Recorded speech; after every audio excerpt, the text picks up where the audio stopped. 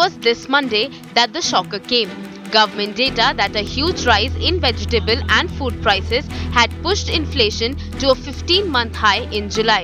The 7.44% figure is the highest since April last year and well out of the RBI comfort range of 6%. Importantly, the price rise is also well beyond the comfort range of most Indians. The alarm bells were loud enough to sound in the Prime Minister's Independence Day speech a day later. Bharat ने महंगाई को नियंत्रित रखने के लिए भरसक प्रयास किए। पिछले कालखंड की तुलना में हमें कुछ सफलता भी मिली है, लेकिन इतने से संतोष नहीं मान सकते। दुनिया से हमारी स्थिति अच्छी है, इतने बात से हम सोच नहीं सकते। मुझे तो मेरे देशवासियों को महंगाई की बोझ कम से कम हो, इस दिशा में और भी कदम उठाने हैं और हम उस कदम को उठा के रहेंगे।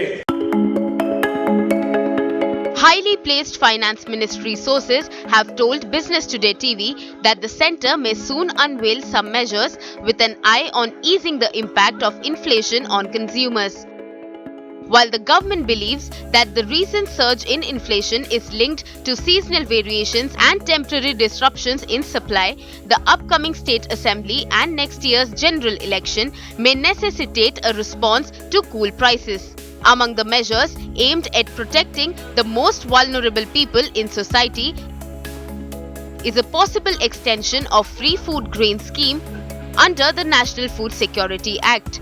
In addition, the existing subsidy support for cooking gas under the Ujjwala scheme will continue.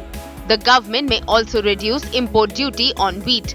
There are also reports that the government may requisition some funds from various ministries to fund these moves, ensuring no additional burden is put on the exchequer. Well, in order to control inflation, the government is, of course, trying to soften the blow and cushion the consumers with certain measures and cuts. The prominent one being a cut of tax on petrol and diesel. And besides that, the government is also exploring options to cut import duty on wheat and other food grains.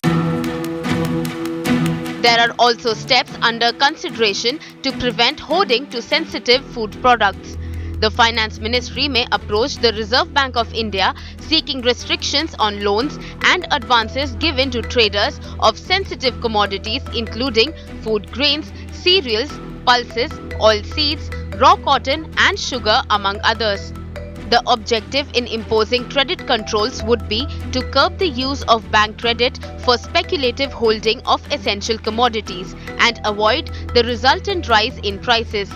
Banks are required to segregate each commodity covered by such controls and fix the credit limits against each. Well, the Reserve Bank of India and the central government is confident of the fact that the current inflation numbers and in fact the 7% high retail numbers have been only because of the seasonal changes in terms of the prices of vegetables and certain food products. While they are transient in nature, sources in the Finance Ministry have told us that they'll be cautious of any further increase in inflation if it continues to be for more than 3 months. In fact, we have also been told that the government will look at certain policy measures and intensify measures in case they are needed in order to soften the blow and cushion the middle class consumer of India. Karishma Astani reporting for Business Today Television. If you like the video, do like, comment, share and subscribe.